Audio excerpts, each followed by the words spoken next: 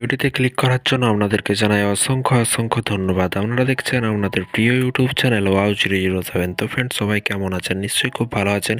ইতিমধ্যে মাননীয় মুখ্যমন্ত্রী সকলে হয়তো খবর পেয়ে গেছেন, মাননীয় মুখ্যমন্ত্রী 4% ডিএ বৃদ্ধি করলো। এই 4% ডিএ বৃদ্ধির ফলে রাজ্য সরকারি কর্মচারী, স্থায়ী অস্থায়ী চুক্তিভিত্তিক কর্মচারী, তাদের মোট বেতন কতটা হতে চলেছে এবং নতুন বছরের শুরুতেই কি বেতনের সাথে এই ডিএ মিলবে? তো চলুন আজকের এই ভিডিওটিতে আলোচনা করা যাক বা দেখে নেওয়া যাক কী বলা হয়েছে। ভিডিওটি সম্পূর্ণ দেখবেন। চ্যানেলে যারা এই ভিডিওটি প্রথম দেখছেন অবশ্যই চ্যানেলটিকে সাবস্ক্রাইব করে wow0 ইউটিউব চ্যানেলটিকে সাবস্ক্রাইব করে পাশে থাকা বেল আইকনটিতে প্রেস করে রাখতে ভুলবেন না।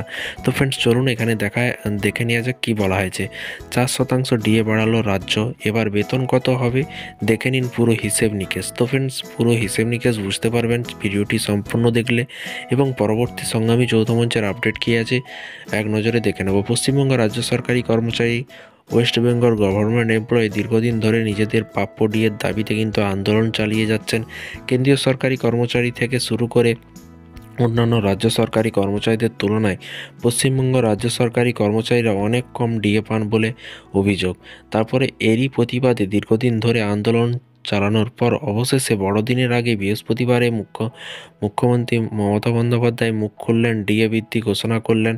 বৃহস্পতিবার মুখ্যমন্ত্রী মমতা বন্দ্যোপাধ্যায় রাজ্যের সরকারি কর্মী, শিক্ষক, অশিক্ষক কর্মী সবার জন্য কিন্তু 4% ডিএ বৃদ্ধি করার ঘোষণা করেন। মুখ্যমন্ত্রী এই ঘোষণার পরে এবার কিন্তু 10% ডিএ রাজ্যের সরকারি কর্মচারীরা অ্যাকাউন্টে পাবেন। নতুন হারে 2024 সালের 1 জানুয়ারি থেকে অ্যাকাউন্টে ঢুকবে। তো ফ্রেন্ডস, 1 জানুয়ারি থেকেই কিন্তু অ্যাকাউন্টে টাকা ঢুকতে চলেছে এবং এই 4% ডিএকে যোগ করে টোটাল 10% ডিএ মিলতে চলেছে।